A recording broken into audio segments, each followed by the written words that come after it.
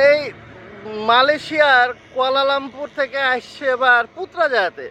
Putrajaya কি জানেন? Putrajaya হচ্ছে এখানকার প্রশাসনিক রাজধানী।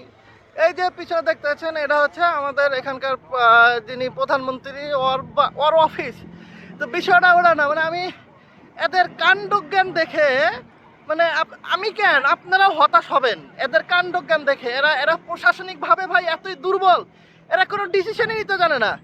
আরে এরকম একটা রাজধানী, এরা মানে মালয়েশিয়া যে বাংলাদেশের প্রশাসনিক কার্যক্রমের দিক থেকে যে কতটা পিছিয়ে, না হলেও ভাই 100 কিলোমিটার পিছিয়ে, বলেন কেন?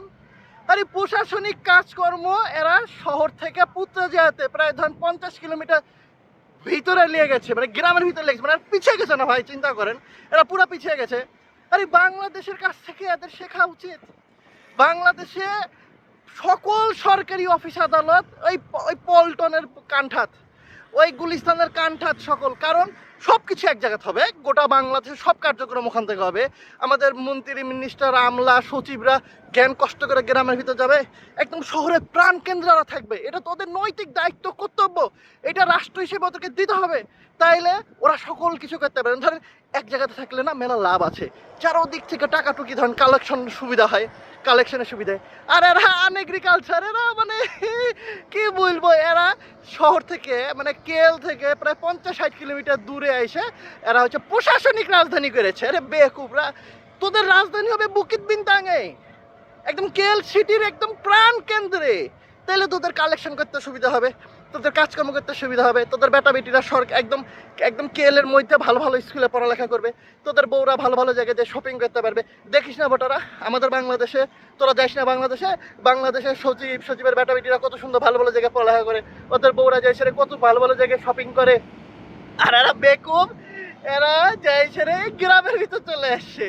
মানে এরা এত পিছিয়ে গেছে ভাই, এরা এত পিছিয়ে গেছে, প্রশাসনিক রাজধানী কেউ কোনোদিন গ্রামের মধ্যে এসে করে? এরা এত মানে এরা এত আনএগ্রিকালচার, এদেরকে আর এদের সাথে কোনো তুলনাই চলে না ভাই। আমরা অনেক আগে আছি, আমাদের দেশের যারা প্রশাসনে যারা আছে, মন্ত্রী মিনিস্টাররা যারা আছে, এরা এত আধুনিক, এরা এত উপরে ভাই, এরা এদের লেভেল এত উপরে, যারা সব কিছু ঢাকার কেন্দ্রেই, সব কিছু একদম ওই ওই ওই ওই কি বলে যে পল্টনের মধ্যে ধরেন সব কিছু ঢাকা প্রাণ কেন্দ্রে, কারণ এক জায়গাতে সব কিছু থাকে, তাই না? সব জায়গায় এক জায়গায় থাকলে সুবিধা না?